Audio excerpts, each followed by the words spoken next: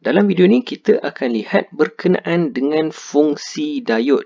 Okey, jadi yang dalam video yang sebelum ni cikgu dah cerita berkenaan dengan kita punya diod semikonduktor yang mana kita gabungkan semikonduktor jenis P dan juga jenis N sampailah dia jadi macam sandwich ini. Okey, jadi untuk kita gunakan diod ini seperti yang cikgu dah sebut, dia hanya boleh mengalirkan arus pada satu arah sahaja. Jadi kita akan ada dua jenis litar. Okey, yang pertama kita panggil dia pincang ke depan dan yang kedua adalah pincang songsang. Jadi apa yang kita maksudkan dengan pincang ke depan dan juga pincang songsang?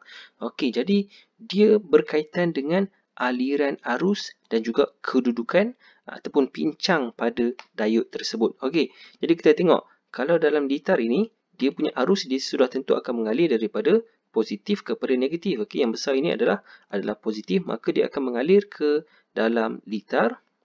Okey, tapi sekarang ini bila kita ada diod, kita perlu tengok sama ada dia membenarkan arus untuk lalu ataupun dia menghalang. Okey, jadi diod kita ni sekarang ini dia dalam keadaan pincang ke depan. Maksudnya kalau kita tengok arah dia ni, okey, kita nampak dia buat macam arrow ni kan untuk diod kita ni. Maka sekarang dia berada pada pincang depan jika arah dia sama dengan arah kita punya arus. Okey, jadi bila dia dalam keadaan pincang ke depan, apa yang berlaku adalah arus mengalir bertentangan dengan elektron. Maksudnya kalau arus mengalir daripada positif kepada negatif, maka elektron, cikgu gunakan warna ungu ni, elektron dia akan mengalir terbalik. Okey, maksudnya daripada negatif kepada positif.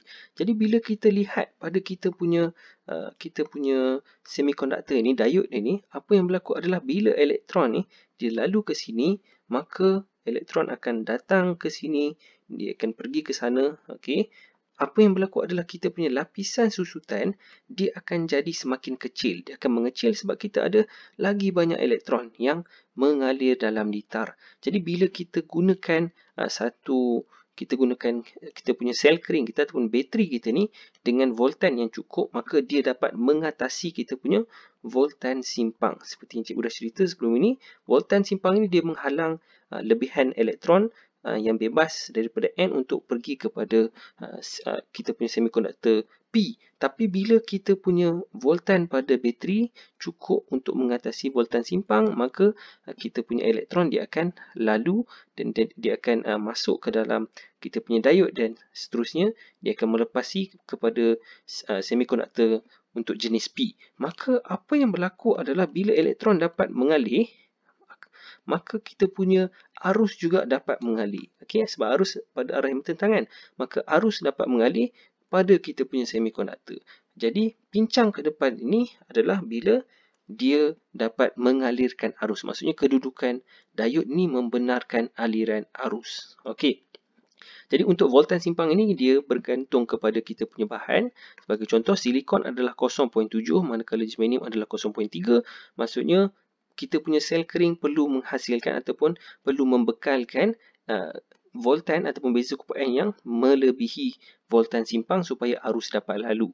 Okey, sekarang kita tengok pula berkenaan dengan pincang songsang. Jadi pincang songsang, beza dia dengan pincang ke depan adalah dia punya kedudukan diod. Okey, kedudukan diod semikonduktor yang mana kalau kita tengok yang ini dia menghala ke arah kanan ya.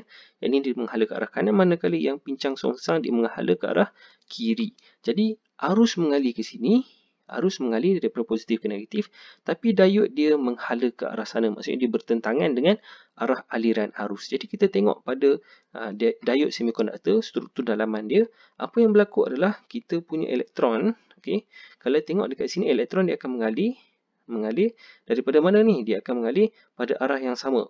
Okey, tapi yang ni cikgu lukis terbalik. Sepatutnya dekat sini adalah elektron sebab sini adalah dia punya jenis N, jenis P. Maka kita akan dapat dekat sini adalah lohong.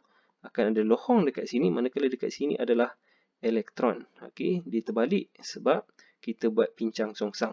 Maka elektron dia akan lalu dekat sini. Elektron dia akan pergi ke sini.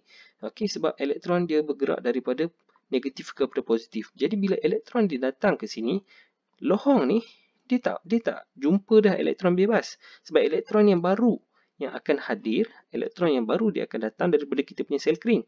Okey, sel kering kita menghasilkan elektron. Maka lohong ini dia akan mendekati kita punya elektron yang daripada bateri. Maka apa yang berlaku adalah lapisan susutan akan makin besar. Maka elektron ini dia tidak dapat untuk melepasi kita punya diod.